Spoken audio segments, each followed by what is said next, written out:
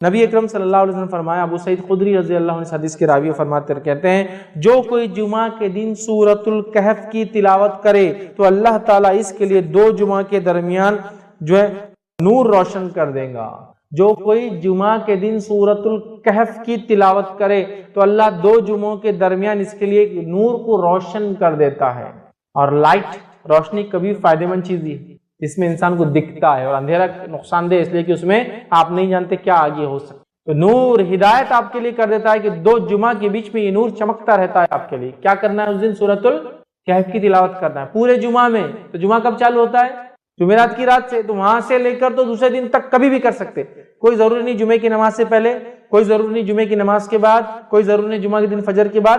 آپ مغرب کے بعد سے لے کر جمعرات تھرسڈے گزر گیا، مغرب ہو گئی، وہاں سے لے کر سیکنڈ ڈے تک کر سکتے ہیں۔ ایک ساتھ بیٹھ کے کیجئے، یا ایک ساتھ نہیں ہو سکتے کسی وجہ سے تو توڑ کے کیجئے انشاءاللہ، کوئی مسئلہ نہیں کہ بھائی کچھ شروع کر دیا پھر بیچ میں ٹائم آ گیا نماز وغیرہ جا کے آئے، پھر آپ کا کنٹینیو کر لیا اور ماشاءاللہ ایک ہاف این آور ہارڈلی زیادہ سے زیادہ ختم ہو گیا آپ کا سورۃ الکہف۔ ضرور پڑھے۔ اور سورۃ الکہف جب سب سے افضل اور سب سے عظیم دن میں پڑھنے کا حکم دیا جا رہا ہے تو میں آپ سے یہ کہوں گا سورۃ الکہف کی تفسیر پر بھی ذرا غور کرے کہ کیا وہ سندیش، کیا میسج اور کیا پیغام ہے سورت کے اندر کی سب سے عظیم اور سب سے افضل دن اس کو پڑھنے کا حکم دیا جا رہا ہے۔ جب آپ اس کو پڑھیں گے تو بہت ساری باتیں آپ کو پتہ چلیں گی۔ سورۃ الکہف کے اندر بہت سارے خزانے ہیں چھپے ہوئے، یاد رکھیے، جن کو آپ جب پڑھیں گے جمعہ کے اور سب سے افضل دن تو اس کو یاد رکھیں گے کہ یہ کیا ہے۔ اس کی پہلی 10 آیتوں کی صرف فضیلت یہ ہے اس سورۃ الکہف کی کہ جو اس کو تلاوت کرتا ہے کس سے محفوظ رہیں گا؟ دجال کے فتنے سے محفوظ رہیں گا۔ اور دجال کا فتنہ کیا ہے؟ صرف ایک روایت رکھتا ہوں اس تعلق سے کہ اللہ کے رسول صلی اللہ علیہ وسلم فرماتے ہیں نوح علیہ السلام سے لے کر تمام انبیاءوں نے مجھ سے پہلے تک، مطلب آپ صلی اللہ علیہ وسلم پہلے تک دجال کے فتنے سے اپنی قوم کو ڈرایا ہے۔ نوح علیہ السلام پہلے رسول انسانی طرف بھیجے گئے، ان سے لے کر تمام انبیاءوں نے کس سے ڈرایا اپنی قوم کو؟ دجال سے۔ اور دجال کے فتنے سے بڑا کوئی فتنہ نہیں ہوا ہے، اس لیے تمام انبیاءوں نے ڈرایا ہے۔ اور صحابہ کو جب اللہ کے رسول صلی اللہ علیہ وسلم نے بات بیان کی، صحابہ کانپنے لگے اور ڈر گئے، کیونکہ وہ جانتے تھے آخری نبی کے بعد اس کا آنا تو طے ہے، لیکن ڈرانا پہلے نبی سے چالو، پہلے رسول ڈرا رہے ہیں اپنی قوم کو دجال کے فتنے سے، کتنا ڈینجرس فتنہ، اس سے بچنا پہلی 10 آیتوں کی فضیلت۔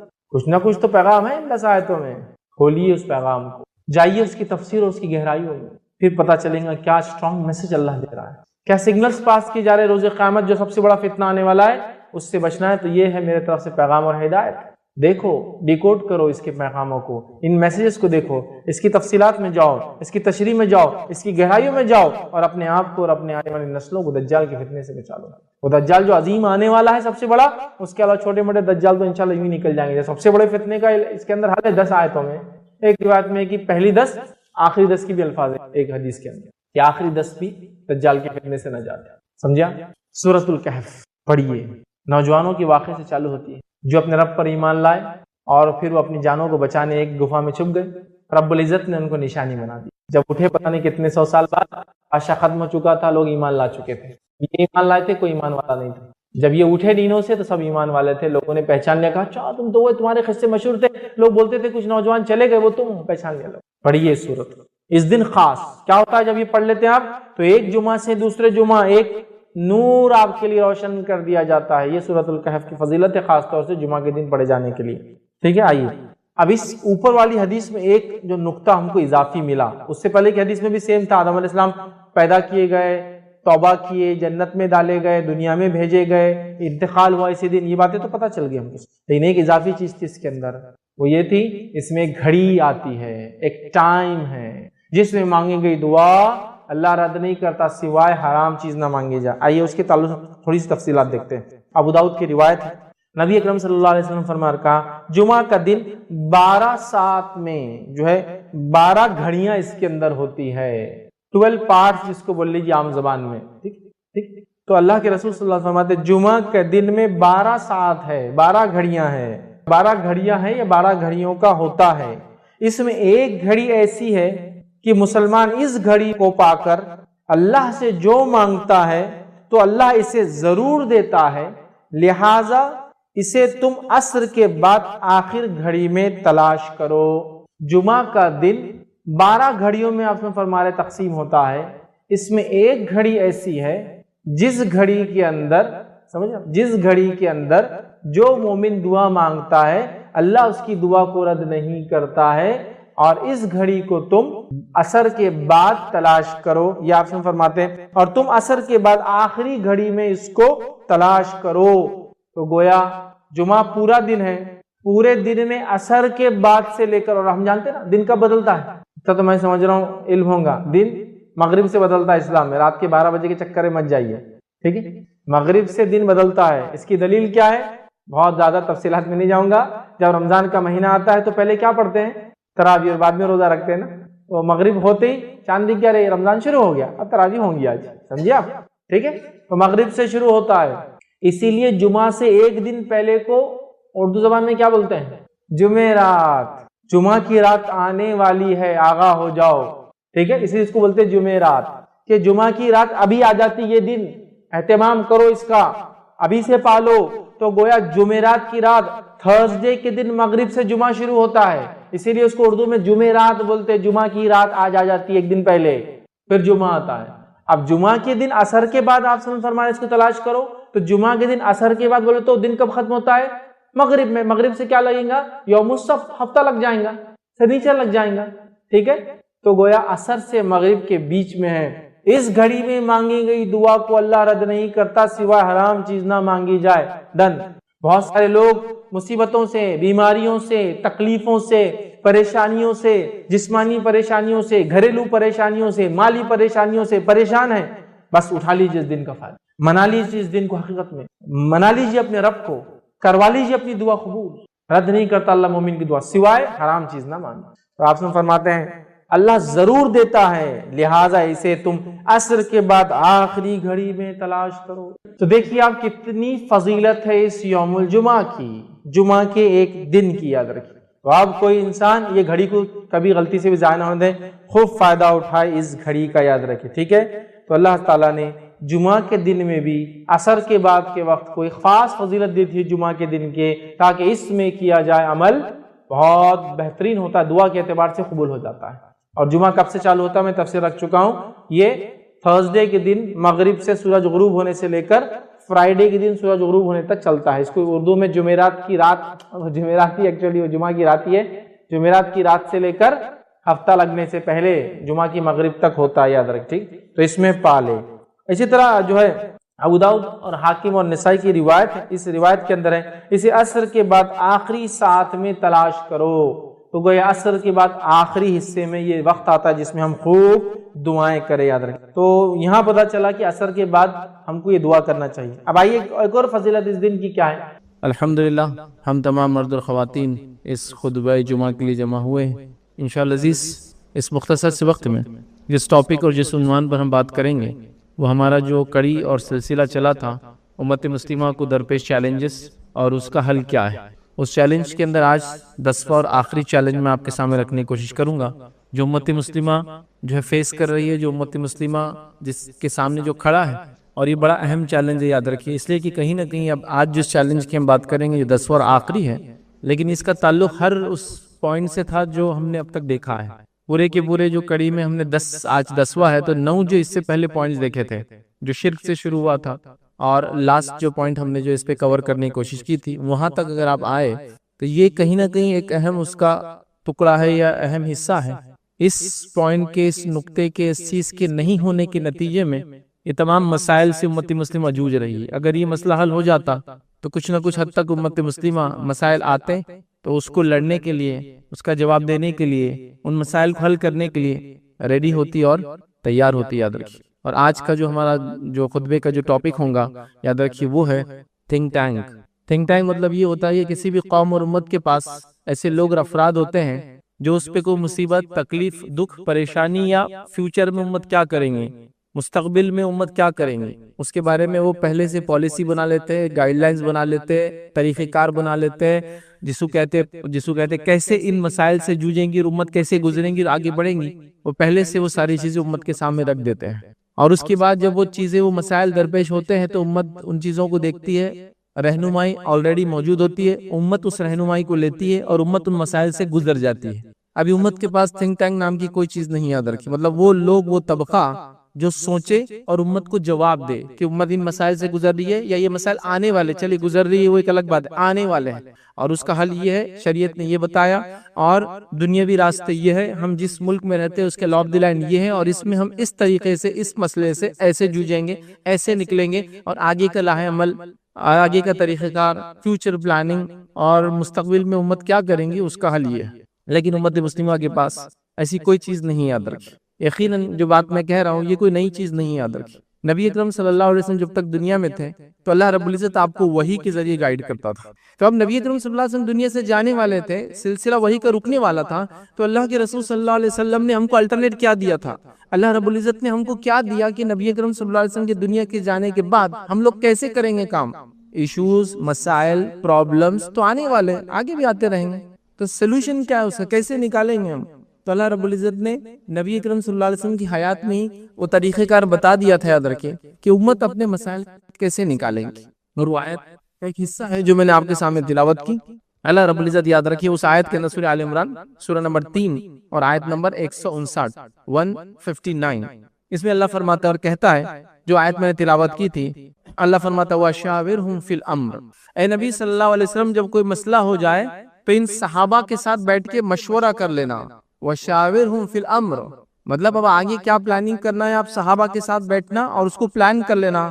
فی الامر فَإِذَا عَزَمْتَ فَتَوَكَّلْ عَلَى اللَّهِ اور جب آپ کوئی فیصلے پہ پہنچ جائے، جب کوئی آپ مصمم ارادہ پھر کر لے، جو مشورہ آ جائیں گا اس بیسس پہ جب آپ کو فیصلہ کر لے، پھر اللہ پر توکل کر لینا، اس کے بعد اللہ پر بھروسہ کر لینا۔ ان اللہ یحب المتوکلین، اس لیے کہ اللہ تعالیٰ اس پر توکل کرنے والوں کو پسند کرتا ہے۔ آگے بات تو کیا کہا، مشورہ کر لینا۔ نبی اکرم صلی اللہ علیہ وسلم ہے اور ایک قلعے کا جو ہے گھیراؤ کیا جا رہا ہے، یہودیوں کا قلعہ ہے، نبی اکرم صلی اللہ علیہ وسلم جس سے موجود ہے، اور آپ صلی اللہ علیہ وسلم صحابہ سے کہتے ہیں کہ فلاں جگہ ہم پڑاؤ ڈالیں گے۔ ایک صحابی کہتے ہیں کہ اللہ کے رسول صلی اللہ علیہ وسلم میرا مشورہ ہے کہ پڑاؤ یہاں نہیں وہاں ڈالیں گے۔ کہا کیوں؟ تو کہ اللہ کے رسول ہم جن یہودیوں سے لڑنے آئے ان کے پاس جو ہتھیار ہے وہ اتنے اچھے ہیں کہ وہ یہاں تک اس کی رینج ہے، یہاں تک وہ ہتھیار پہنچ جاتے جہاں خیمے کی آپ بات کریں۔ اللہ کے رسول فرمایا ٹھیک ہے ہم خیمہ پیچھے لگائیں گے۔ دیکھیے ایک صحابی کی مشورے پہ بات ہوئی۔ جنگ احد کے لیے نبی اکرم صلی اللہ علیہ وسلم مشورہ کرتے صحابہ سے کہ میرے صحابہ کیا کہتے ہو، اندر رہ کے ڈیفنس کرے، باہر جا کے آفینسو لڑائی کرے؟ صحابہ کہتے جو نوجوان صحابہ تھے اللہ کے رسول ہم باہر جائیں گے اور لڑیں گے۔ اس کے بعد اللہ کے رسول نے کہا ٹھیک ہے ہم باہر جا کے لڑیں گے۔ آپ کا بختر، آپ کا جو چیسٹ کے لیے گارڈ آتا تھا وہ جب لگایا جا رہا تھا تو کچھ صحابہ جو بزرگ عمر کے تھے انہوں نے کہا کہ تم نے کیا کر دیا، یہ نبی اکرم صلی اللہ علیہ وسلم باہر جائیں گے، ان کی جان کو خطرہ ہے۔ تو یہ بہت پھر شرمندہ اور نادم، اور فوراً دوڑے کہا اللہ کے رسول ہم چاہتے ہیں کہ وہ ڈیسیجن آپ واپس لے لے جو ہم نے مشورہ دیا تھا آپ کو کہ باہر نکل کے لڑیں گے، چونکہ آپ کی جان کا اب ہم کو ڈر لگ رہا ہے۔ تو اللہ کے رسول نے فرمایا کوئی نبی کی شان کے لائق یہ بات نہیں ہے کہ وہ ایک بار بختر پہن لے، جنگ کے لیے تیار ہو جائے تو پھر وہ جنگ کیے بغیر پیچھے ہٹے۔ اب نہیں ہو سکتا، یہ جو فیصلہ ہو گیا صحابہ کا مشورہ۔ تو ہم کو وحی کا سلسلہ تو بند ہو گیا، اللہ رب العزت نے قرآن اور سنت کے ذریعے قیامت تک آنے والے سارے مسئلے میں ہم کو گائیڈ کر دیا، لیکن کچھ مسائل آتے رہیں گے امت کے سامنے، تو کیسے حل کریں گے امت؟ یہ طریقہ ہے، وہ ہے وَشَاوِرْهُمْ فِي الْأَمْرِ، چلو مشورہ کرتے ہیں مسائل کے اوپر۔ فَإِذَا عَزَمْتَ فَتَوَكَّلْ عَلَى اللَّهِ، پھر جب فیصلہ کر لو اس معاملے میں، اس مشورے کے اندر، پھر اللہ پر توکل کرو۔ اللہ توکل کرنے والوں کو، اپنے بھروسہ کرنے والوں کو پسند کرتا ہے۔ تو یہ ہے طریقہ آگے چلنے کا، اور یہ جو میں نے شروع میں کہا تھنک ٹینک، ایسے لوگ جو سوچے امت کے بارے میں، یہ آیت اس کی دلالت کرتی۔ آئیے دوسری آیت اللہ رب العزت کیا فرماتا ہے اس آیت کے اندر، اور یہ آیت یاد رکھیں سورہ نساء، اس کی آیت نمبر جو ہے 83 ہے، 83 نمبر کی آیت ہے۔ اللہ فرماتا ہے اور کہتا ہے اور جب ان کے پاس امن یا خوف کی کوئی خبر جو ہے پہنچتی ہے، یہ منافقین کے بارے میں بات ہو رہی، جب ان کے پاس کوئی خوف کی، امن کی خبر پہنچتی ہے تو اس جو ہے اسے مشہور کر دیتے ہیں۔ تو منافق کیا کرتے ہیں، اس سنی باتوں پہ چیزوں کو مشہور کر دیتے تھے۔ جیسا خبر آ گئی نعوذ باللہ مسلمان ہار گئے، بس مشہور کر دیا، پہلے خبر آ گئی کہ مشرکین بہت تعداد میں آ رہے، پھیلا دیا مسلمانوں میں، تاکہ ایک ڈر و خوف ہو جاتا نا، اب کسی فوج سے پہلے کو پھیلا دے وہ اتنے بڑے فلاں ہیں۔ تو اللہ فرماتا ہے اور جب ان کے پاس امن یا خوف کی کوئی خبر آتی ہے، پہنچتی ہے، تو اس کو مشہور کر دیتے ہیں۔ اور اگر اس کو پیغمبر مطلب رسول اللہ صلی اللہ علیہ وسلم اور اپنے سرداروں کے پاس، اولو الامر جو ان کے اندر ہے، ذمہ دار جو صحابہ ہیں، ان کے پاس پہنچاتے تو تحقیق کرنے والے اس کی تحقیق کر لیتے۔ تو یہ بات پھیلانے سے پہلے منافقین کیوں نہیں ایسا کرتے کہ اللہ کے رسول صلی اللہ علیہ وسلم کے پاس چلے جائے، ان صحابہ کے پاس جو اولو الامر تھے، ہر صحابی ایک درجے کا نہیں تھا، یاد رکھیے، ہے نا. ابو بکر صدیق ہے اس کے اندر، عمر بن خطاب ہے اس کے اندر، عثمان بن عفان ہے اس کے اندر، علی بن ابی طالب اور دیگر یاد رکھے جن کا درجہ ظاہر سی بات ہے سب سے اعلیٰ ہے. تو کیوں نہیں جاتے اور اپنے سرداروں کے پاس، نبی اکرم صلی اللہ علیہ وسلم خود موجود ہے، بڑے بڑے صحابہ ہیں، ان کے پاس پہنچاتے اور وہ تحقیق کر لیں گے، اور تحقیق کر کے جو ہے کر لیتے. اگر تم جو ہے اللہ کا فضل تم پر اور مہربانی نہ ہوتی تو چند اشخاص کے سوا سب شیطان کے پیروکار ہو جاتے. یہ فالتو خبریں سن کر، یہ فیک نیوزیں سن کر، یہ صرف جو باتیں یہ منافقین نے مشہور کر دی ہے، اگر یہ باتیں تم سنتے تو سب شیطان کے پیروکار ہو جاتے. مطلب اس پہ کوئی ڈیسیجن لے لیتے تم. فلاں قوم نے آپ پہ حملہ کر دیا، جبکہ انہوں نے حملہ نہیں کیا، وہ صرف آپ سے بات کرنے آئے، بات مشہور کر دی، اب مسئلہ ہو گیا نا. تو یہاں اللہ رب العزت فرما رہا ہے کہ پھر کیوں نہیں بات جو ہے بڑوں کی طرف پہنچائی جا رہی، کیوں نہیں بات اللہ کے رسول کے پاس پہنچائی، کیوں نہیں صحابہ کے پاس جو اس کے اندر الامر ہے، ذمہ دار ہے، پھر وہ تحقیق کریں گے اور آپ کو اس کا تحقیق کرنے کے بعد بتائیں گے ایسا نہیں ہے جو تم بول رہے ہو. تو آج مسئلہ وہی یاد رکھیے، امت کے پاس کوئی ایسا گروہ، کوئی ایسا طبقہ، کوئی ایسی آرگنائزیشن، کوئی ایسی تنظیم نہیں ہے. میں یہ نہیں کہہ رہا ہوں بالکل نہیں ہے، لیکن اس کی کیا حالت ہے اور اس کا کیا حال ہے. بہرحال اب میں آپ کو کیا بتاؤں، نہ ان تنظیموں کے نام کبھی آپ نے سنے ہوں گے، نہ ان کے ذمہ داروں کے نام کبھی آپ کو پتا ہوں گے، نہ قوم کو انہوں نے کوئی ایسا ڈیسیجن دیا ہوگا جس کو قوم لے کر کہے کہ ہاں یہ ہے، نہ ان کے پاس ڈیسیجن میکنگ کی کوئی صلاحیت ہے، نہ قوم کے پاس سننے کا ذرہ برابری جذبہ ہے. اس قوم کا المیہ یہ ہے کہ اس کے اندر جس کو ہم کہیں گے وہ لوگ اپنے آپ کو زیادہ تعداد میں سمجھتے جن کے پیچھے دوسرے لوگ چلے. مطلب قوم کسی کے پیچھے چلنا پسند نہیں کرتی، ہر آدمی یہ چاہ رہا ہے کہ میرے پیچھے لوگ چلے. یہ سب سے بڑا مسئلہ ہے. تب کیسے ہوں گا اس معاملے میں، یاد رکھیں. تو آج مسلمانوں کے پاس کوئی تھنک ٹینک نہیں ہے، کوئی انٹرنیشنل نیشنل لیڈرشپ نہیں ہے، کوئی ریلیجیس، پولیٹیکل یا سوشل لیڈرشپ بھی نہیں. یاد رکھیں. آئیے ہم دوسری قوموں کی مثال لیتے ہیں. دنیا کے اندر ایک بڑا مذہب ہے، مسلمانوں سے زیادہ ان کی تعداد ہے، عیسائیت. عیسائیت کے اندر ایک بڑا طبقہ ہے جس کو کیتھولک بولتے ہیں، یاد رکھیں. ٹھیک ہے، کیتھولک ان کے اندر ایک بڑا طبقہ ہے، یاد رکھیں. ان کے پاس ایک عالمی لیول کی لیڈرشپ ہے، اور وہ پہلے سیاسی لیڈرشپ بھی تھی اور مذہبی لیڈرشپ بھی تھی. پچھلے 100 سال پہلے ان کو الگ کر کے ان کو سیاست سے الگ کر دیا گیا، وہ صرف مذہبی لیڈرشپ ہے. اور اس لیڈرشپ کو کہتے ہیں پوپ، پاپائیت بولتے ہیں، پاپا بھی بولتے ہیں، یاد رکھیے اس کو عربی کے اندر یا اردو کے اندر. تو پوپ جو ہے ان کا یہ پہلے ریلیجیس لیڈر بھی تھا اور جس کو کہتے ہیں یہ پولیٹیکل لیڈر بھی تھا. یاد رکھیے. جب اس کو ریلیجیس لیڈرشپ کی اس کی الگ کر کے کہا کہ تم سیاست کو چھوڑ دو، الگ ہو جاؤ، تو انہوں نے ڈیمانڈ کیا، تو ان کو ایک ملک ہی بنا کے دے دیا گیا جو دنیا کا سب سے چھوٹا ملک ہے، اس کو بولتے ہیں ویٹیکن سٹی. چونکہ ظاہر سی بات ہے ان کو وہ ذہنی طور سے بھی رکھنا تھا کہ ٹھیک ہے آپ کو ایک الگ ہی ملک بناتے ہیں، اس کی کرنسی بھی اپنی ہے، اس کا اسٹیمپ بھی اپنا ہے، اور دنیا کا سب سے چھوٹا ملک ہے، آدھے میل بائی آدھے میل کا وہ ملک ہے. یاد رکھیے. مطلب بمشکل 700 میٹر بائی 700 میٹر کا پورا کنٹری. یاد رکھیے. اس کو بولتے ہیں ویٹیکن سٹی، اٹلی کے اندر آتا ہے. تو اس کو سیاست سے الگ کر دیا، مذہبی اس کو رہنما کر دیا. تو پورے کیتھولک چرچ اس کو آج بھی مانتا ہے. مطلب یہ کہ اگر اس نے کہہ دیا کہ فلاں چیز ہو تو سارے لوگ بعمل ہو جاتے ہیں. تو ایٹ لیسٹ ان کے پاس ایک ریلیجیس لیڈرشپ ہے. آپ کے پاس بتائیے کون سی لیڈرشپ ہے؟ اگر آپ یہ کہتے ہیں کہ ہم جو حرم کے امام کو جو لیڈر مان لیں گے، تو ہم میں سے تو ایک بڑا طبقہ کہتا ہے وہ تو کافر ہے، تو وہ ظاہر سی بات ان کی لیڈرشپ کیسی ہوں گی؟ ایک بڑا مسلمانوں کا طبقہ کہتا ہے کہ ان کے پیچھے تو نماز ہی نہیں ہوتی، حج عمرے کو جاتے ہیں تو الگ سے نمازیں پڑھتے ہیں. تو اب وہ لیڈرشپ بھی فیل ہو گئی. اب کس کو آپ لیڈر مانیں گے؟ مطلب ویٹیکن سٹی ان کا ایک چرچ ہے، اس کی ایک بہت مقدس جگہ ہے ان کے اعتبار سے، تو وہ اس کے لیڈر کو دنیا کا عالمی لیڈر مانتے ہیں. آپ کے پاس کیا ہے؟ آپ تو حرم کے امام کو مسلمان نہیں ماننے کو تیار. اکثر لوگ ان کے پیچھے نماز نہیں ہوتی، وہ تو فلاں ہے. اور مطلب آپ کا اور ہم امت مسلمہ اکثریت کا یہ کہنا ہے کہ نعوذ باللہ اللہ تعالیٰ اپنے گھر کی بھی حفاظت نہیں کر پایا اور وہاں ایسے لوگوں کو مسلط کر دیا جن کے پیچھے میری نماز ہی نہیں ہوتی. اللہ اللہ، اب کیا کریں گے؟ امت بتائیے. تو امت کا یہ حال ہے. تو یہ ہوا ریلیجیس لیڈرشپ. اب سیاسی لیڈرشپ تو مجھے بتانے کی ضرورت ہی نہیں آپ کو. عالمی سطح پر کس کو بتائیں گے آپ کہ یہ ہمارا رہنما ہے؟ میں دیگر دنیا کے ممالک کے 50 بڑے بڑے ایسے اشخاص کے نام لے سکتا ہوں کہ آپ کہیں گے ہاں یہ عالمی لیڈر ہے. ان کو دیکھ کے لگتا ہے کہ ملک اور ملت کے لیے انہوں نے اور اپنے اسٹیٹ کے لیے کچھ نہ کچھ کیا. ایک فہرست ہے بھائی، ایک لمبی، مطلب اتنی لمبی ہے یہود و نصارہ کی اور دیگر اقوام عالم کی کہ میں اس کو گنا بھی نہیں سکتا ہوں. آپ کو ایسا بتائیے، چلیے مسلمان دنیا کے اندر، عالم اسلام جس کو عام زبان میں کہتے ہیں، مسلم دنیا کے اندر، جس کے اندر کم و بیش 50 سے زائد 56 سے 57 ملک ہیں، ان 56 سے 57 ملک کا ایک رہنما بتائیے جس کو آپ کہیں گے یہ ہمارا پولیٹیکل لیڈر ہے، یا یہ سیاسی فکر ہم سمجھتے ہیں اور یہ سیاسی فکر صحیح ہے. بتائیے. ہر طبقہ دوسرے طبقے کو جو ہے کافر، منافق اور ان کے پیچھے تو نہیں چلا سکتا. تو آپ کے پاس نہ ریلیجیس لیڈرشپ باقی رہی، نہ سوشو پولیٹیکل لیڈرشپ باقی رہی. مطلب وہ رہنمائی یا وہ لوگ جو جن کو آپ سوچیں کہ ہاں یہ سوچتے ہمارے بارے میں اور یہ چاہتے ہیں، بلکہ عالمی سطح پر ہمارے ممالک کا یہ حال ہے. یہ تھنک ٹینک نہیں ہونے کا نتیجہ یاد رکھیں. نبی اکرم صلی اللہ علیہ وسلم، خلفاء راشدین، صحابہ کا دور 110 ہجری تک چلا. یاد رکھیں صحابہ کا دور تابعین کا دور کم بھی 250 سال، اس کے تبع تابعین کا دور یاد رکھیے، ان ادوار کے اندر آپ دیکھیں گے مسلمان دنیا کے لیڈر تھے، یہ پالیسی میکر تھے، دنیا ان کے مطابق چلتی تھی، یہ دنیا کے حاکم تھے یاد رکھیے۔ دنیا جو بستی تھی اس زمانے میں وہ میجر حصہ ان کے پاس تھا، مطلب جس پہ دنیا بستی تھی، ہیومن سیویلائزیشن جہاں جہاں تھی، جہاں بستی تھی، وہ سب ان کے کنٹرول میں تھا یاد رکھیے۔ سمجھ لیجئے آپ صلی اللہ علیہ وسلم دنیا جانے کے 200 سال بعد کا یہ حال ہے، اور وہاں سے پھر وہی سلسلہ الحمدللہ تقریباً 15ویں 16ویں صدی تک چلا۔ اس کے بعد زوال کا دور چالو ہوا، پھر یورپین سائر انہوں نے کولونائزیشن کیا، اور پھر مسلمان ممالک کو ٹکڑے ٹکڑے کر کے بانٹ لیا، تم یہ لے لو، تم وہ لے لو، تم وہ لے لو، مطلب مسلمانوں کی جان مال عزت اور ممالک جو ہے یہ ایک کیک کی مانند تھا، جو آ رہا ہے بس کاٹ رہا ہے، جتنا حصہ لینا چل تو کھا لے، اتنا حصہ اس کو دے دے، بچاؤ پھینک ڈالو، ان کی ضرورت نہیں۔ یہ حال کیا پھر یاد رکھیں، ہم بھول گئے یاد رکھیں، سب بھول گئے یاد رکھیں۔ کوئی لیڈر نہیں ہے، کوئی لیڈرشپ نہیں ہے، نہ کوئی ریلیجیس لیڈرشپ ہے، نہ کوئی سوشل لیڈرشپ ہے، نہ کوئی پولیٹیکل لیڈرشپ ہے، کچھ بھی نہیں یاد رکھیں ہمارے پاس۔ کیوں امت اس حالت میں پہنچی یاد رکھیں، کیسے اس حالت کو دور کیا جائے، فیوچر پلاننگ کیسی کریں گے امت بتائیے، کل کیا ہونے والا آپ کیسے وہ کریں گے، فلاں مسئلہ آ گیا، کسی کو پتہ بھی نہیں مسئلہ کیا ہے، تعجب کی بات یہ ہے، اب کیسے سمجھائے، مذہبی رہنماؤں کو جا کے بیٹھ کر بتانا پڑ رہا ہے، اس کا بھی بیٹھنے کا ایک طریقہ ہی بھائی، شیخ کے پاس بیٹھنے کا طریقہ رہتا ہے، دو زان ہو کر بیٹھنا، عزت کے ساتھ بیٹھنا، احترام کے ساتھ بیٹھنا، ان کے وقت کے ساتھ بیٹھنا، ان کے سامنے جا کے بیٹھنا، نظروں کو نیچی رکھنا،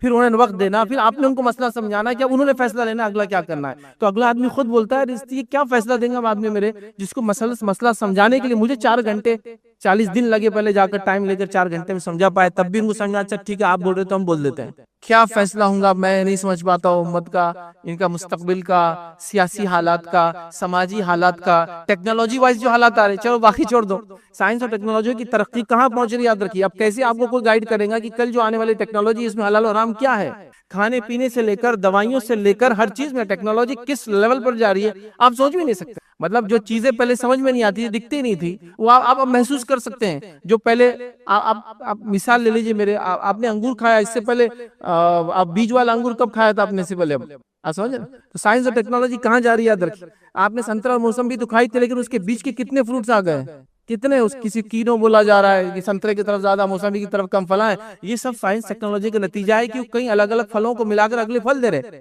اب نیکسٹ پلاننگ یہ کہ کئی جانوروں کو ملا کر اگلی نسل تیار کریں گے، جو جانور کھائیں گے نہیں کھائیں گے ہم، پھر پھلوں میں اور سبزیوں میں تو ٹھیک ہے ساری چیزیں حلال ہے ہمارے لیے، لیکن باقی دیگر جانوروں کے اندر تو حلال حرام کا مسئلہ ہے نا، کہ فلاں جانور سے فلاں کراس کر کے ہم فلاں بنائیں گے، جینیٹیکل انجینئرنگ جس کو کہتے ہیں، کس لیول پر جا رہی ہو، تو اگلا کیا کریں گے 10 سال بعد جو چیزیں آئیں گی، آپ سمجھ رہے ہیں؟ مطلب ایسی چیزیں آنا چالو ہو گئی، مطلب آپ جیسا پہلے لکڑی استعمال کرتے تھے، تو لکڑی کی آپ کوئی چیز بنائیں گے، پلین لیول بنائیں گے، لگائیں گے، وہ ٹائم تو پلائی ووڈ بول کی چیز آ گئی تھی، لکڑی کو لے کے کمپنی میں پروسیس کر کے ایسی پلین تختے بنا دی جا رہے تھے کہ آپ جیسے کاٹو اور بنا لو۔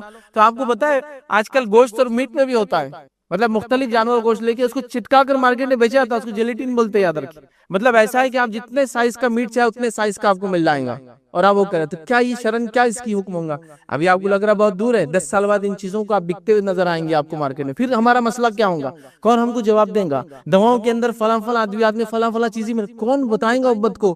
کوئی گائیڈنس ہی نہیں کہ فیوچر کیا ہونے والا امت کا، کون بتائیں گا؟ کوئی تیاری نہیں امت کی یاد رکھی، نہ بتانے والوں کو علم ہے، نہ سمجھنے والے شعور حاصل کریں۔ مطلب جہاں کچھ لوگ ہیں بھی جن کے پاس وہ صلاحیت ہے، وہ لیڈرشپ ہے، وہ سمجھا سکتے ہیں، خواہ ان کے پیچھے چلنے کو تیار نہیں۔ مسئلہ یہ بھی ہے کیونکہ ہر آدمی کہہ رہا ہے میرے سے زیادہ ہوشیار تو دنیا میں موجود نہیں ہے کوئی، کیسے ہوں گا امت کا یاد رکھیے۔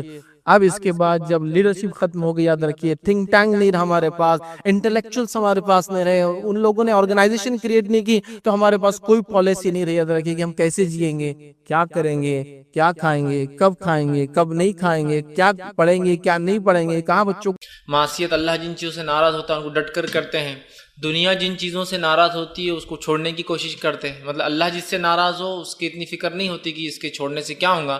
دنیا اگر ناراض ہوتی ہے، حکومت اگر ناراض ہوتی ہے، ڈپارٹمنٹ اگر ناراض ہوتے ہیں، ہے نا، تو پھر ہم اس کے لیے سب کچھ کرتے ہیں۔ جیسا کہ میں یہ چاہتا ہوں کہ انکم ٹیکس میرے اوپر ریٹ نہ ڈالے، تو لہٰذا میں انکم ٹیکس ڈپارٹمنٹ کو وقتاً فوقتاً تمام وہ چیزیں فراہم کرتا رہتا ہوں اور ٹیکس پے کرتا رہتا ہوں، لیکن وہ خوف جو انکم ٹیکس ڈپارٹمنٹ کے تعلق سے دل میں ایک نظر آ رہا ہے، اتنا خوف زکوٰۃ کے معاملے میں نظر نہیں آتا ہے کہ اگر زکوٰۃ نہیں دوں گا تو جو ہے کائنات کا بنانے والا مالک میری پکڑ کرے گا۔ مطلب گویا انکم ٹیکس سے اس لیے ڈر لگتا ہے کہ ڈپارٹمنٹ پکڑ لیں گا، مال پر ہاتھ ڈالیں گا، ہے نا، عزت پر بات آ سکتی ہے، لوگ جب گرفتار ہو کے جائیں گے نہیں پے کرتا تھا، ہے نا، لیکن یہی ڈر کبھی اللہ کے معاملے میں نظر نہیں آتا کہ اگر ہم زکوٰۃ برابر نہ دے تو اللہ بارش کو روک دیں گا، اللہ ہمیں جو ہے نقصان پہنچائیں گا، ہماری جان و مال کی حفاظت جو ہے اللہ چھوڑ دیں گا۔ یاد رکھیں، جس مال کی زکوٰۃ دی جاتی ہے اللہ اس کی حفاظت کرتا ہے، تو وہ ڈر نظر نہیں آتا۔ تو میں یہ کہنا چاہ رہا ہوں کہ آج دنیا کے بہت سارے خوف ہمارے دل میں ہیں، آج دنیا کی بہت سارے ڈر ہمارے دل میں ہیں، لیکن جیسا ڈر اللہ سے ہونا چاہیے،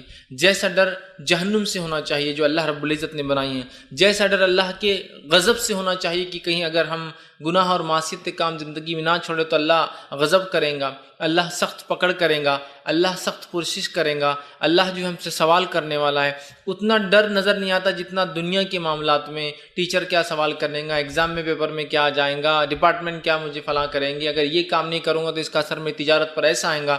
تو ہم دنیا کے سارے ڈر اپنے دل میں لیے ہوئے سوائے اس ڈر کے جو اللہ کا ڈر ہمارے دل میں ہونا چاہیے، اور یہ بہت اہم چیز ہے یاد رکھیے، خشیت الہی جس کو ہم اللہ کا ڈر، ٹھیک، اس لیے کہ جب یہ نکل جاتا ہے تو انسان بے باک ہو کر گناہ کرتا ہے، اور جب یہ ہوتا ہے تو ہر گناہ سے پہلے اس کو کہیں نہ کہیں دل میں ایک ملامت ہوتی ہے، اور بہت سی بار وہ ملامت، وہ گناہ اس کو آمادہ کرتے ہیں کہ انسان جو ہے نیکی کی طرف جو آئے۔ تو یہ بڑی اہم بات ہے، یاد رکھیے، اس چیز کو سمجھنا یہ وقت کی ضرورت ہے۔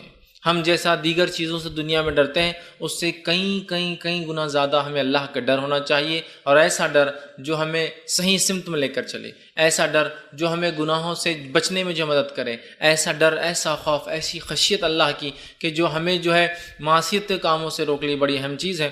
نبی اکرم صلی اللہ علیہ وسلم نے ایک حدیث میں بیان کیا تھا کہ 3 لوگوں کے تعلق سے ایک واقعہ تھا جو غار کے اندر چلے گئے تھے اور پتھر ڈھک گیا، تو جب تینوں نے یہ طے کیا کہ اپنی اپنی کوئی نیکی بیان کرے، اس کو وسیلہ بنے اللہ کے پاس تاکہ اللہ اس مصیبت کو دور کرے، اس میں سے ایک شخص نے یہ بات کہی کہ اللہ، میں نے، اس کے رشتے میں وہ بہن تھی، چاہے شاید اس کی ممیری بہن یا چچیری بہن تھی، میں نے یہ خسد، ایک بری نیت ڈالی اپنے بہن پر، اور جب ایک بار جو ہے مشکل اور پریشانی کی حالت آئے اور وہ میرے پاس آئی مجھ سے مانگنے کے لیے، تو میں نے کہا کہ اگر تو میرے ساتھ منہ کالا کریں گی تو میں جو ہے تجھے یہ پیسہ دے دوں گا۔ وہ بیچاری مجبور تھی، اللہ وہ راضی ہوگی میرے اس عمل پر، اور جب میں اس کے ساتھ منہ کالا کرنے کے لیے اس کے قریب بڑھا تو اس عورت نے مجھ سے کہا، جو کہ رشتے کی اس کی بہن تھی، اے اللہ کے بندے، اللہ سے ڈر۔ اور یہ الفاظ اس کے سنتے ہی جو ہے اللہ وہ کہتا ہے میں گھبرا گیا، اور صرف تیرے خاطر میں نے، حالانکہ کوئی دیکھنے والا نہیں تھا، میں نے اس گناہ کو ترک کر دیا، اللہ رب العزت نے اس مصیبت کو ان لوگوں سے دور کر دیا۔ تو یہاں دیکھیے اس خاتون کا اس شخص کو یہ کہنا، اے اللہ کے بندے، اللہ سے ڈر، اور اس شخص کا اس سے ڈر جانا اور اس گناہ کو چھوڑ دینا۔ تو میں بھی یہ کہنا چاہ رہا تھا کہ ہمارا اللہ سے ڈر، خوف الہی ایک دم صحیح سمت میں ہو، جو ہمیں آمادہ کرے، جو ہمیں مجبور کرے کہ جو ہے ہم گناہوں سے بچے، جو ہمیں آمادہ کرے کہ ہم جن چیزوں سے اللہ ناراض ہوتا ہے ان سے بچے، جو ہمیں آمادہ کرے کہ ہم منکر سے، برے کاموں سے اپنے نفس کو روکے، اور اللہ کا ڈر ہمیں آمادہ کرے، ہمیں آگے بڑھائے کہ ہم نیکی کریں، ہم ایسے کام کریں جو جہنم سے بچاتے ہیں اور جنت میں لے جاتے ہیں۔ ہم جو ہے ہر بار جو ہے امر بالمعروف، اچھائی کا حکم لوگوں کو دے، خود بھی نیکی کرے اور دوسروں کو اس کا حکم دے۔ تو ہمیں یہ بہت ضرورت ہے کہ ہم جو اللہ کے ڈر کو، خشیت الہی کو اپنے دل میں ڈالیں۔ اللہ رب العزت جو ہے ہماری سخت پکڑ کرنے والا ہے۔ اور ایمان کے تعلق سے نبی اکرم صلی اللہ علیہ وسلم اس حدیث کو یاد کیا، اس میں آپ نے فرمایا ایمان خوف اور امید کے بیچ میں ہے، ایمان ڈر اور امید کے بیچ میں ہے۔ ایمان جو ہے ڈر اور امید، خوف اور امید کے بیچ میں، ایمان دونوں کے بیچ میں ہوتا ہے، ایک طرف خوف ایک طرف امید ہے۔ اور یہ بات نبی اکرم صلی اللہ علیہ وسلم نے تب بیان کی تھی جب ایک صحابی کے انتقال کا وقت قریب تھا، آپ صلی اللہ علیہ وسلم کے پاس پہنچے اور پوچھا کیسا لگتا ہے، تو کہا ڈرتا ہوں اللہ کے عذاب سے، اس کی جہنم سے۔ تو آپ صلی اللہ علیہ وسلم خاموش رہے، تھوڑی دیر بیٹھے رہے، پھر پوچھا اب کیسا لگتا ہے، تو صحابی نے کہا امید کرتا ہوں کہ اللہ رب العزت مجھے جنت دیں گا، مغفرت کریں گا۔ آپ صلی اللہ علیہ وسلم نے کہا ہاں، جو اس حال میں مرا تو یقیناً وہ جو ہے درست تھا اور وہ ایمان پر تھا، اس لیے کہ ایمان خوف اور امید کے بیچ میں ہے۔ خوف ایک طرف اور امید، ڈرتا بھی ہوں کہ گناہوں کی وجہ سے پکڑ ہوں گی، امید بھی رکھتا ہوں کہ اللہ اس کے باوجود بھی انشاءاللہ معاف کریں گا۔ تو یہی بڑی اہم چیز ہے۔ لیکن یہ بات یاد رکھیے، ایمان صرف امید کے ساتھ جڑا نہیں، خوف اور امید کے بیچ کا حصہ ہے وہ۔ ہم کیا کر رہے ہیں؟ صرف امید اور امید، میں نے یہ گناہ کیا اللہ انشاءاللہ معاف کر، میں نے فلاں کیا اللہ مجھے معاف کر، میں نے زکوٰۃ دی اللہ مجھے معاف کریں گا، میں نے نماز نہیں پڑھی اللہ مجھے معاف کریں گا، میں نے روزے رکھی اللہ معاف۔ ہم صرف امید اور امید رکھ رہے ہیں۔ خوف اور امید کے بیچ ہے اسلام، ایمان۔ پہلے خوف کی کہیں میری زکوٰۃ پہ اللہ پکڑ نہ کرے، یا اللہ میں توبہ کرتا ہوں تجھ سے اور اب دوں گا، امید ہے کہ اللہ مجھے معاف کریں گا۔ سمجھ رہے؟ خوف اور امید کے بیچ میں ایمان ہے۔ خوف ہے مجھے کہ اللہ جو ہے میں نے فلاں معصیت کی تو پکڑ لے تو میں تو کہیں کا نہیں رہوں گا، امید کرتا ہوں اللہ میں نے تجھ سے توبہ کی تھی تو اس توبہ کو بھی قبول کرے گا۔ تو خوف اور امید کے بیچ میں یاد رکھیے، ایمان ہے، دونوں کے بیچ کا وہ حصہ یاد رکھیے۔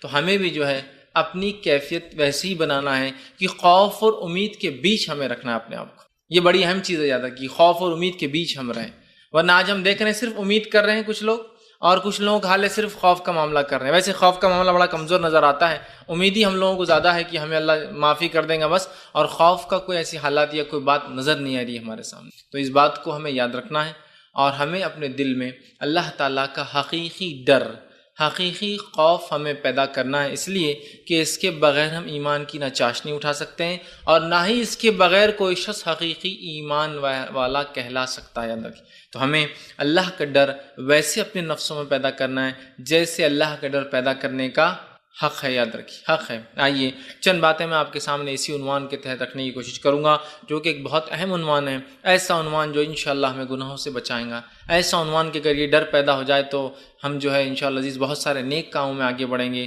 اور معصیت کے اور برائی کے کاموں سے اپنی نفس کو روکتے رہیں گے۔ اللہ رب العزت نے اسی بات کو یوں فرمایا اپنی کتاب کے اندر، سورہ سجدہ سورہ نمبر 32 آیت نمبر 15 سے لے کر 17 میں اللہ نے مومنوں کی کچھ صفت بیان کی۔ آئیے اس صفت کے بارے میں اللہ کیا فرماتا دیکھیے۔ اللہ فرماتا ہے انما یؤمن بآیاتنا الذین اذا ذکروا بها خروا سجدا وسبحوا بحمد ربهم ولا یستکبرون۔ اللہ رب العزت کہہ رہا ہے کہ اللہ فرماتا ہے ہماری آیتوں پر وہی لوگ ایمان لاتے ہیں، وہی لوگ ایمان لاتے ہیں جنہیں جب کبھی نصیحت کی جاتی ہے، اللہ کی آیتیں سنائی جاتی ہے تو وہ سجدے میں گر پڑتے ہیں۔ کیا کرتے ہیں وہ لوگ؟ سجدے میں گر پڑتے ہیں، اور آگے اور اپنے رب کی حمد اور اس کے بعد اس کی تسبیح اور بڑائی بیان کرتے ہیں۔ حقیقت میں اللہ سے ڈرنے والے، حقیقت میں نیک بندے، حقیقت میں مومن بندے وہ ہیں کہ جب اللہ کی آیتیں ان کو سنائی جاتی ہے، ان کو نصیحت کی جاتی ہے تو ان کے دل کانپ اٹھتے ہیں اس نصیحت، اور وہ سجدے میں گر جاتے ہیں، اور وہ اللہ کی حمد بیان کرتے ہیں، وہ اللہ کی تسبیح بیان کرتے ہیں، اور وہ تکبر نہیں کرتے اپنے رب کے سامنے۔ مطلب اللہ کی آیتیں بتانے کے بعد نہ عمل کرنا تکبر کی علامت ہے، تو وہ تکبر نہیں کرتے اپنے رب کے سامنے، اور اللہ نے فرمایا وَهُمْ لَا يَسْتَكْبِرُونَ، اور وہ تکبر نہیں کرتے۔ تَتَجَافَ جُنُوبُهُمْ عَنِ الْمَضَاجِعِ، اور ان کے پہلو جو ہے وہ بستروں سے دور ہوتے ہیں، مطلب وہ راتوں کے وقت اللہ کی عبادت کرتے ہیں۔ دیکھیے ایک تو مومن کی صفت، آیتیں سنائی تو دل نرم ہو جاتا ہے، بات کو سن لیتے ہیں، تکبر نہیں کرتے، اور جیسی اللہ کی آیتیں سنائی جاتی ہے تو سجدے میں گر پڑتے ہیں اور اس کی بڑائی بیان کرتے ہیں، اس کی حمد و ثنا بیان کرتے ہیں، یہ ان کی صفت۔ دوسرا آگے اللہ رب العزت کیا فرماتا ہے؟ اور ان کے پہلو بستروں سے الگ ہوتے ہیں، مطلب رات کی نماز قائم کرتے ہیں تو بستروں سے الگ رہتے ہیں۔ پھر فرمایا جو ہے مزہ یدعون ربهم خوفا وطمعا، اور اپنے رب کو وہ آواز دیتے ہیں، دعائی دیتے ہیں، دعا کرتے ہیں، پکارتے ہیں، کیسے؟ خوف اور امید کے ساتھ اپنے رب کو آواز دیتے ہیں، خوف اور امید کے ساتھ، چونکہ ایمان اس کے بیچ میں ہے۔ تو اللہ فرماتا ہے اپنے رب کو خوف اور امید کے ساتھ جو ہے پکارتے رہتے ہیں، اور پھر فرمایا تمام وَمِمَّا رَزَقْنَاهُمْ يُنْفِقُونَ، اور جو کچھ اللہ نے دیا اس میں سے وہ جو ہے خرچ کرتے ہیں۔ پھر اللہ نے فرمایا فَلَا تَعْلَمُ نَفْسٌ مَّا أُخْفِيَ لَهُم مِّن قُرَّةِ عَيْنٍ، اور وہ نہیں جانتے، ان کی نفس نہیں جانتی کہ ان کے رب نے ان کی آنکھوں کی کیسی ٹھنڈک تیار کر رکھی ہے۔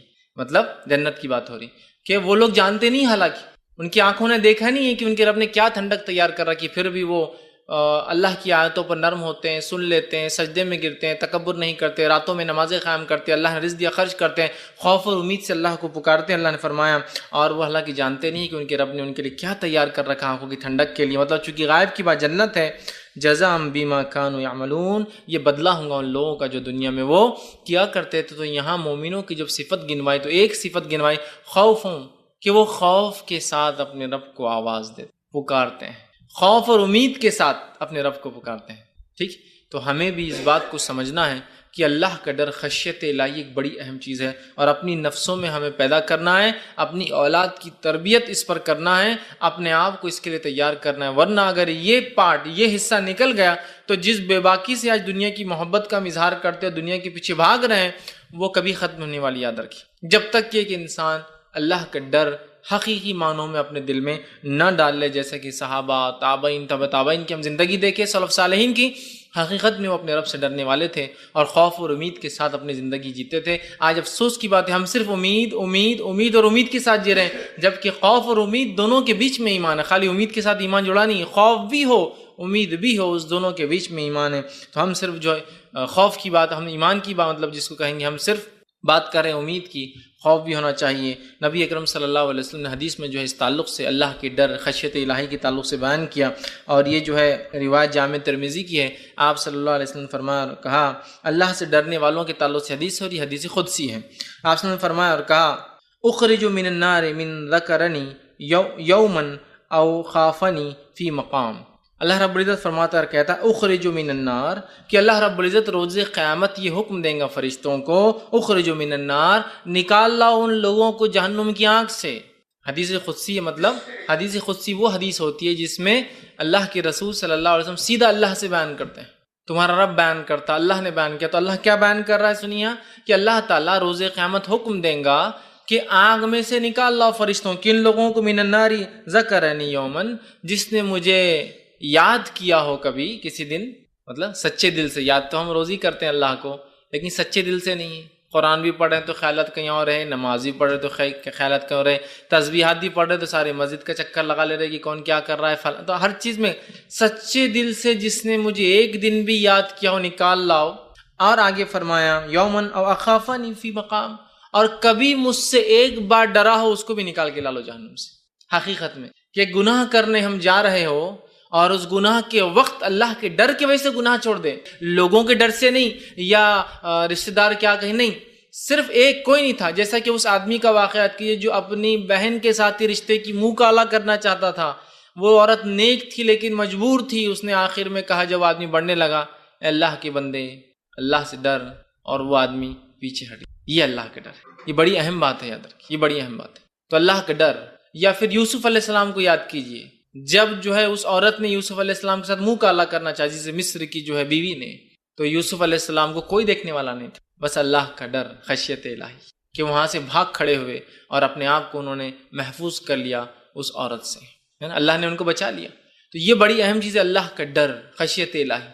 کوئی نہیں دیکھ رہا مجھے پھر بھی میں ڈرتا ہوں، تو ایک بار جس نے سچے دل سے یاد کیا ہو یا مجھ سے ڈرا ہو، لا ان کو بھی نکال لو جہنم سے باہر۔ مطلب وہ لوگ جن کے اعمال کی کمزوریوں سے، گناہوں کے باعث وہ جہنم میں چلے جائیں گے، ایک وقت جہنم کی سزا بھگت لیں گے، اس کے بعد ایک آواز دی جائیں گی کہ نکال لو ان لوگوں کو بھی جہنم سے، چونکہ اللہ کو تو بہانے چاہیے اپنے، کہ تو اللہ تعالیٰ اپنے بندوں کو سزا دینے کے لیے تھوڑی پیدا کیا ہے اس نے، وہ تو بہانے ڈھونڈتا ہے کہ کیسے کیسے ان کی مغفرت کر دو، ان کو معاف کر دو، تو آواز لگا جائیں گی نکال لو جن لوگوں نے مجھے کبھی یاد کیا ہو، اور نکال لو ایسے انسان کو جس نے جو ہے میرے سے کبھی ڈرا ہو، اس کو نکال کے لاؤ۔ تو دیکھیے اللہ کا ڈر کتنی اہم چیز، اور یہ حدیث قدسی تھی۔ اسی طرح ابن حبان، صحیح ابن حبان کی ایک اور روایت ہے، اور یہ بھی حدیث قدسی ہے۔ اللہ کے ڈر کے تعلق سے اتنی ساری باتیں قرآن حدیث